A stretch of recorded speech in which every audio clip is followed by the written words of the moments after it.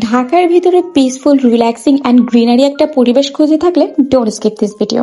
এই রেস্টুরেন্টের দিনের ভিউর পাশাপাশি কিন্তু রাতের ভিউটা অনেক বেশি সুন্দর। তাদের মেনু হিউজ হলেও আমি এখানে বেশ কিছু আইটেম ট্রাই করেছিলাম তাদের পিৎজা, মোমো। আমার কাছে এই মোমোটা 10 out of 9 লেগেছে। তোমরা যারা মোমো লাভার আছো এটা কিন্তু ট্রাই করতে পারো। লো বাজেটের মধ্যে সুন্দর একটা পরিবেশে বসে তোমরা কিন্তু পেট ভরে খাওয়ার জন্য তাদের প্লেটার গুলো ট্রাই করতে পারো।